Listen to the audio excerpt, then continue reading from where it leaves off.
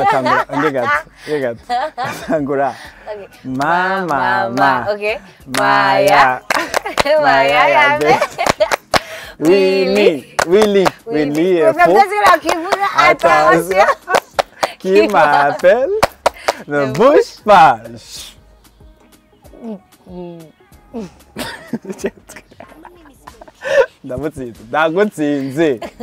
Hey, what's good, family? This is Kabos for real. Abakunzi ba Kabos for real. Abakunzi ba hangout.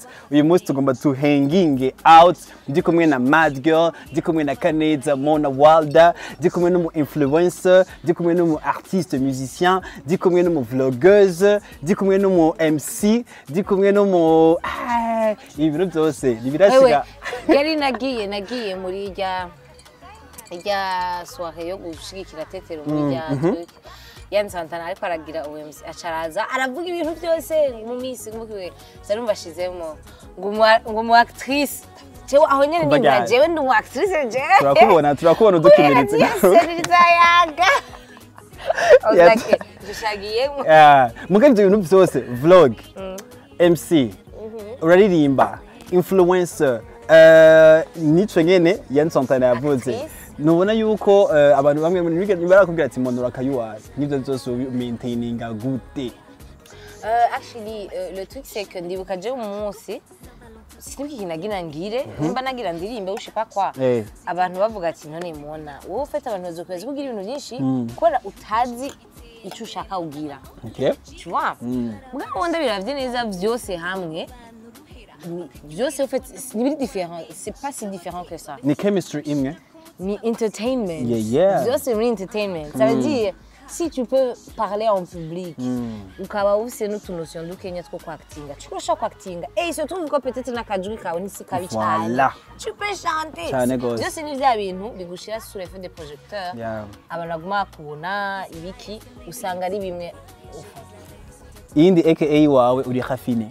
Yande rafine. Uri rafine. Urezi shavuye kwa ico gitero. Oya. En fait, nageze gusaba nashaka vlog. Okay. Cyasaba bambwire genre ama préjugés assez kuri je kuna abantu banyi ukimbona utanzi kuno nyumvira. Ika 20% y'abantu. Ndaza kuvuga ikintu aho nyene ha. Abantu 20% y'abantu bishuye kuri Instagram bavuga ngo urishima. Ngo tu donnes l'impression ko yishima. Ngo kuri hotel wigira ibintu byatare. I was like none cyabwazi mugabo je muko muranyihendako cyangwa ni pete ni kuya kuntu abantu bitiranye ibintu abantu ntibakunda ko none self confidence. Voilà. Babonye use self confidence. Cheers. Abantu bakunda kona Self confidence. Ucumenga uri kurabaponda kugira uduga. Alors que non, toi t'es bien dans ta peau et c'est tout. Voilà. Udu photo iki hama kitawugira ntimwe usingwana no fete ya vocabulaire. Kwishima mu Kirundi nibisigura amafyeri canke iki. Ngo umuntu ashaka kwiyerekana yuko or que je nta nuwo ndabwira nabi. For the first time ndakwandikira. For the first time ndonga nimero ya Mo Kenzi bayinduye ikigo chain box. Navuga ati ese umukobwa azonyishura by the way bizoshika nkishura. No, actually, je sindeka kwishura abantu. Uzaje ariba ntishura. Muga simbana nabibonye. Simbana nabonye ngo message nayo mbana n'umuntu. Le problème ni kubera mu Burundi yafise ingorane yo gutanga nimero z'abantu. Mana yanje ico kintu. Yeah. Umuntu ifitiye nimero uyihunga mu nimero yanje ndamwihunda mukunda. Sinagize ubwoba est-ce que Mo azonyishura? Tu vois, usanga ama numero y'inkonnu aguma gwa ku munsi ya moment tu n'ouvres plus. Cyane gose. Mako mu na telefone. Mo Kenzi 2000. Sei. Naciye mvugani mufise ingorane. Naciye mvugani mufise ingorane ya vocabulaire. Je sinishima mugabo ndazi ko nsama fiere. Donc kicha kiraza ati donc sinishima je suis raffinée. Wow. Kandi uri so proud. No, ndabizi urana n'unyindi kazavuga magira kubica. Umuntu atakuza cyibaza ati kaga sister kweri kigira kamukata. Umva nakanyugunyugu nikagumanga ize nibiki. Hari le 16 août. Hari le 16 août 2016. Le 16 août 2016 haraje mu MC umuntu yari censé gutanga utu award nyene. Yavuze ati première dauphine. C'était le 16 août 2016-2017 Miss Burundi. Kaneza Mona Wilder. Iyo moment urashoka yuka. Iyo date urashoka yuka. En fait, déjà, il faut savoir que abantu bose bari mu makompetisiyo hari ibintu batababwira me bariko baranonsa twese tugenda dushaka kuba Miss Burundi yaciye so kuba première dauphine deuxième dauphine ego biratesa ntuba wagiye umwa mugabo sico tuba tugiye kurondera hama rero en fait bavuze kuri première dauphine bisigura ko tu n'es pas Miss Burundi donc bakibivuga uravuze ati ya bananibania donc sinowe bitabishe turagiye cyandaguma magazerega ubwenge burage ati bro muri serie simbaye Miss Burundi and I was like il faut kwegera imbere bagatanze cyandagenda shagiye kwegera imbere fait kwera ni destabiliser tellement cyanda nahinyagara baca baransama urazi yuko wayambiriye na Miss Burundi turatana ntiyiwe ni genetaye ni wayitaye Jean umuyambiriye ni cyari yakicazi twonze akukabaruri runini sipamwa imagine uwo munsi family abagenzi entourage yawe ababesto bawe mo yari moment meze gute ku mastatue abantu baragushizeho ku buryo ravuga ati oh effort déjà pour vous dire la vérité honnêtement ukuntu ibintu byagenze c'est que hacaza message byinshi biya kwa anniversaire bwaho birasumbana anniversaire birasumbana et rero le truc c'est que iryo joro nama message nayo nasoma n'aba ex bawusanga bakwandika félicitations abaronza ahantu asabutsa you know and then sanga honnêtement wanditse sinanabisomye le lendemain matin il faut savoir yuko c'est même pas le public il a ukuntu yo icagura uwishaka ko batogwa et à chaque fois que batoye une miss une dauphine et tout il y a des gens qui ne sont pas d'accord avec abatowe voilà hari umuntu abwira ugenere kwa miss bivye kibanza naco ugenere kwa première dauphine bivye ugenere kwa deuxième dauphine bivye edo ku bantu baba bankunda jewe baba bari bacigikiye jewe bakabona ubaye première dauphine hatse kwa Miss Burundi urumva yuko même pas ngo nikora na licence kwa Miss cyangwa na musumbi bobo bumvumengo non c'est pas possible bamwibye mona parce que eux baba bashaka ko ntsinda et je m'appelle le lendemain matin narahevye no kubisoma tellement abantu bambarira wari kwa Miss et tout and I was like bro mwindi mwari muri jury yavuze neza je namwumvise ujyabaye Miss et tout en plus elle est très gentille et tout elle le mérite kabisa cyangwa ngaswa kumarizo mushaka unera umutima mubi kandi jewe navyakiriye hari abandi 16 inyuma yanje batatowe je natowe mu ndeke kabisa so c'était ça le truc ahanini mo urazi yuko mu ba Miss bose tumaze kuronka Miss bamaze kuduca mu maso Miss tumaze kumviriza cyangwa tugatora ndashobora kwemeza neza yuko uri mu ba Miss ukiri on trend kuva 2016 uracyari on trend hari aba dauphine baduciye ko nituziyo bageze hari aba Miss baje we don't know ni Jean tuzi bageze bisaba yuko uja kubarondera mbwa mo Kenzi social medias uramusanga deals uramusanga uvuki bose uramusanga sister a girl have to secure her bag yeah you know bigenda gute nakaye kabanga ukoresha mu kugira tukwame tukubona canke n'indi nye message ushaka gutanga ku bandi ba Miss sivyo kugira nabo dazi bagume tubona muri circulation actually nta kabanga gahari il suffit juste de savoir exploiter le titre. Ça veut dire kwiyumvamo kutari mu Miss gusa. Soit tu es Miss, OK, yaranje gukora ibikogwa. Hama mais ivyo nshobora uzokwa mubigira. Ivyo bikogwa deja batoye undi mu Miss, toi tu vas être cyane gose. Naye ma sponsor ivyo bikogwa ntibikunda. Donc essayer de quels essais basikina ko rakora dans la société. Tu vois, benshi baraja muri Miss mais le monde ya entertainment siyo bari.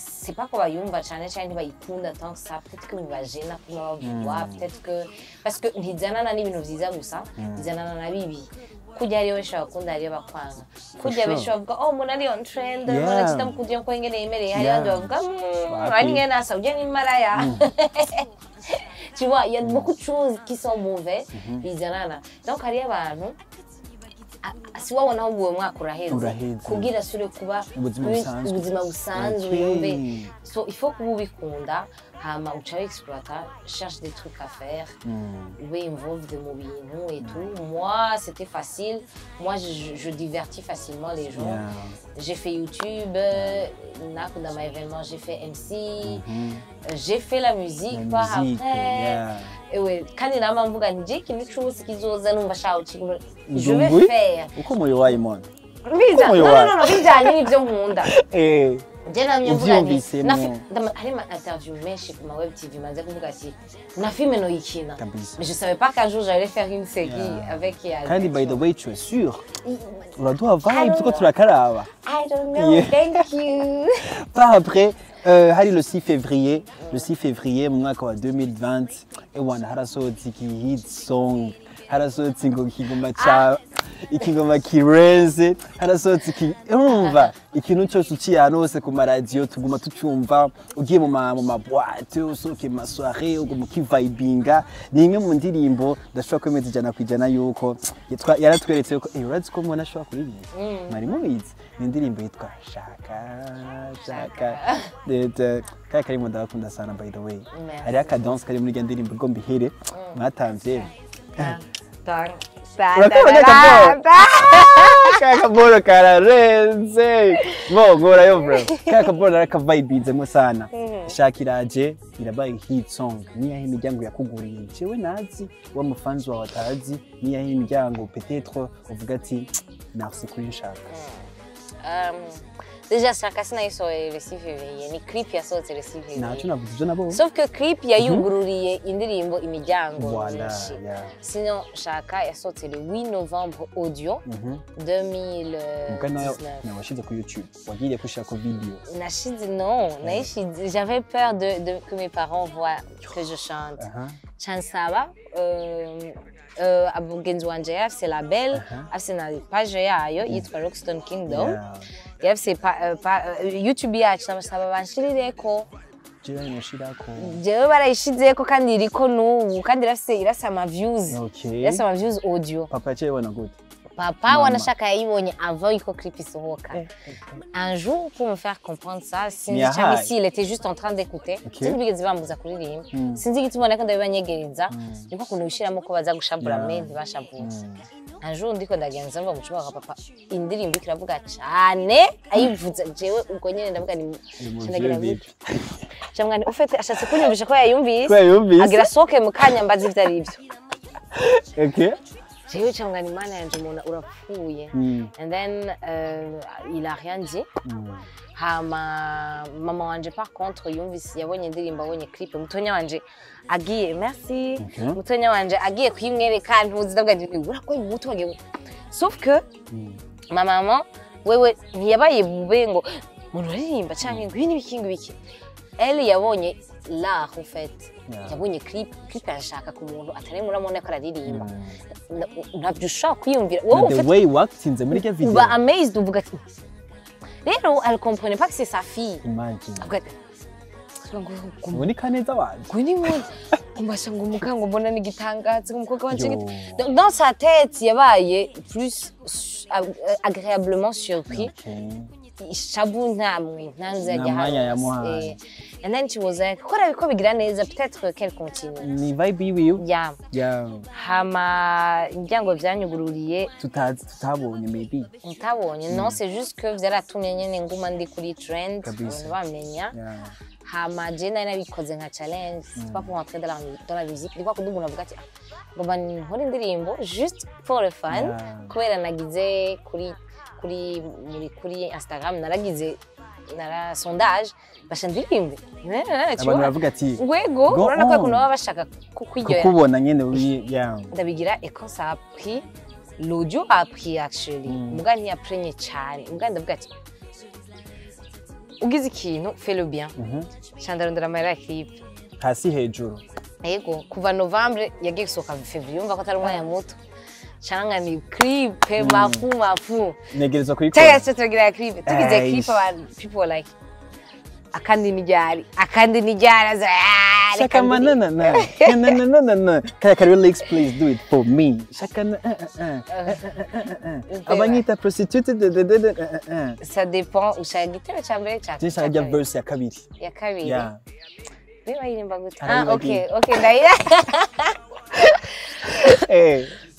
kira navuga yo mana sitavyibagira munibagira amaparole ok we say que des distants matime je shaka le boutin gufeta Saint-Valentin gukolo vyananiye shaka go hustlinga shaka go succeedinga batarinze kunyetsa prostitute slay shaka kubona bikurikirana ibiye yetwumvise shaka kubona igihugu canje gitera imbere mbona mamola ama-G class mibaraba shaka kubona urusako mu bantu ruhera bakaryohererwa na mu bugwaneza shaka abavyiba befya nkabishira ku mutima parce qu'il me sent cher alors en fait c'est pas compte ni byo vraiment ndashaka abavyeyi banje bafye mugana gashizemo gira gusa umunsi bayumvise ndabakorompe ati genre peu importe ce que je fais sachez vraiment que je tiens à ce que vous soyez fiers.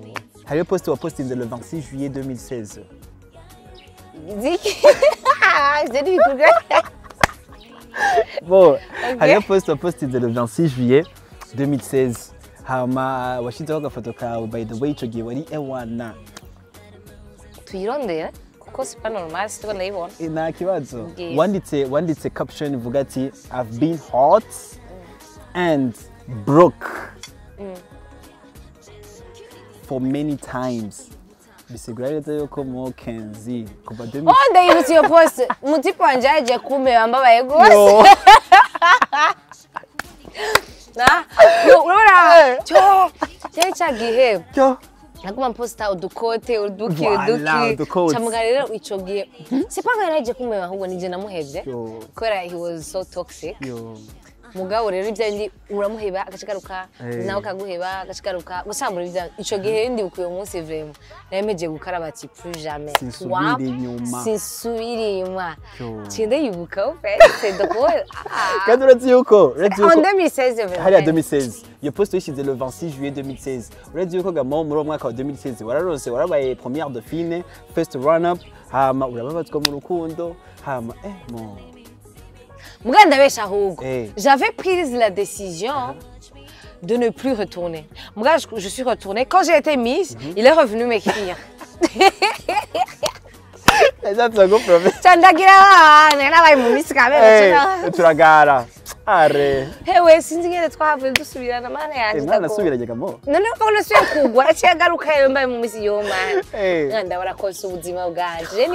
Murambemba ino show nibo ndabaha cyane ni atari n'ibindi uracha bitubwiye oya I'm an entertainer c'est comme ça on est influenceur en fait voilà hari abantu benshi bifuza kumenya lifestyle wawe deep inside nyene kandi je nacho bivuze c'est en 2016 nitwo twaciyemo c'est pas twafite ama ex twese voilà nta foto ndiko ndabereka yiwe de 1 siko ndabereka araza kwimenya aha ntavyaraba wageze mu de diaspora. Oya, il a sa vie maintenant. Kabisa.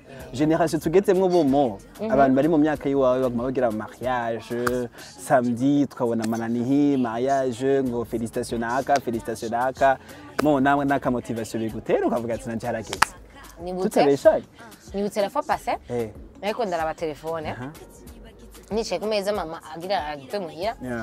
Jere dans ma tête sinzi gituma ngomba nishama ko ndi mutowe.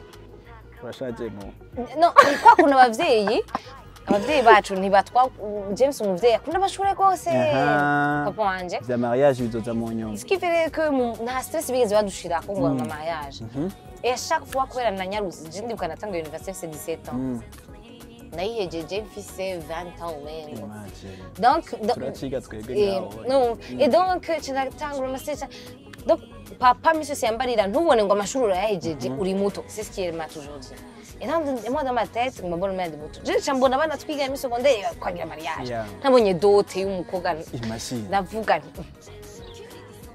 mbuziki jewe ngira ndamuvuge ni wowe Graciela kishemwe ni yo kitayibona ku screen zeje mwani none Christine yagize mariage ryari ndabaza umuvuze bambe yagize dute ryari ushoye imbare camwa nyubasha abana bose twiganye baraheze none kumenga turi batoya moi dans ma tête je me vois le umwana alors que non j'ai 24 ans actually like c'est pas irakwiye mama tudabivuga yumva urazigana yambwiye ngo we nguracaje ikirori rero ngo nica gutuma nguma wicaye ngaha uracaje so cyangwa rero burya peut-être qu'elle pense des fois tu ngone urugwana vibi ko rukorera umaze imyaka rukora how was the right moment cyangwa how was the right meaning yutuma cyangwa the right man arahari the right man ntahari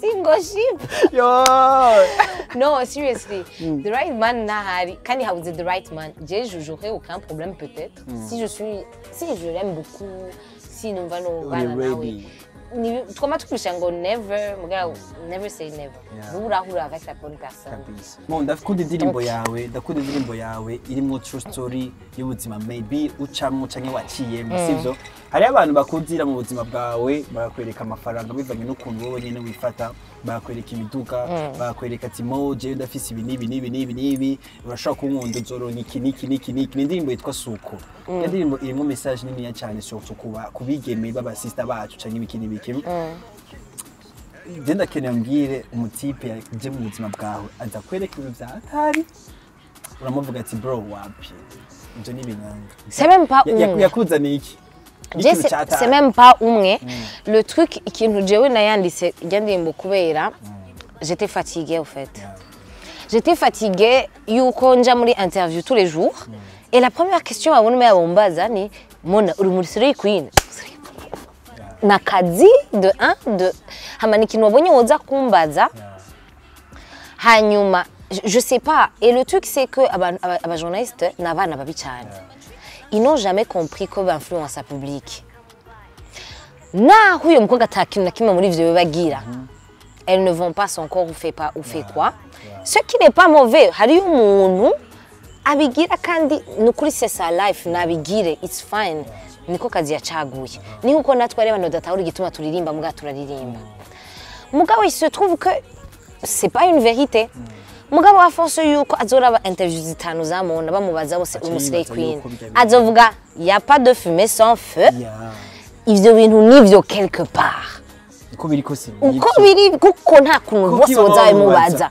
alors que ntaho yakubonye nta histoire nawe yawe nimwe kuri wewe azi mais kubera ari ibintu bamenyere kubaza n'utazwi barabimubaza bajya abantu basanzwe ce qui fait que ico carimwo aussi je suis une éternelle amoureuse ndumukobwa yo ndakunda cyane nkikirofa vraiment ndabizi rero ce qui fait que nta numwe yanga umuntu afite amahera kuko c'est la stabilité les finances c'est la stabilité biraryoshe araronka à chaque fois il veut te faire plaisir ntiyumvira deux fois ntiyumvira hakura amahera biroroshe ubuzima nukuri biraryoshe mugabo ikibi c'est quand la personne n'a que ça à te présenter pour une fille nka jewe qui aime se sentir aimée qui aime l'attention l'affection quoi rero il se trouve que birababaje kubona yuko kubera ico kuntu ca Slay Queen abajya bakobwa bazwi bose etuwe Yvonne kubona yuko hari abantu bubahuka muri DM akaza kukubwira guhamahera pour coucher avec toi mutazi nani et ça m'énervait what non chaque fois binshikiye ivyo bintu parce que ça arrive et ouais umuntu araza kwandikira j'ai vraiment pas envie d'une relation et tout muga je suis prête à te donner ça pour coucher avec moi and gacha numvisha kuri barandri promoter bose birirwa barambaza ivyo bintu uyo muntu yatavye aribaza ko ari ivyo voilà nkavuga ni mana yanje ni influence nizo interviews canke nuko abandi bavuga canke nukuntu abantu bage mais alors que non même si tu as l'argent mbwira ko ushaka twicarane tuje muri date sinayansamera n'ukuri ni meza ça va mais ne viens pas ushaka kuza kungura voilà tu es assis ikindi kintu que je déteste en fait byose narabishizemo muri rya ndirimbo ushaka kuba wicariye ahantu uri muri restaurant waje kwigurira n'abakopine bawe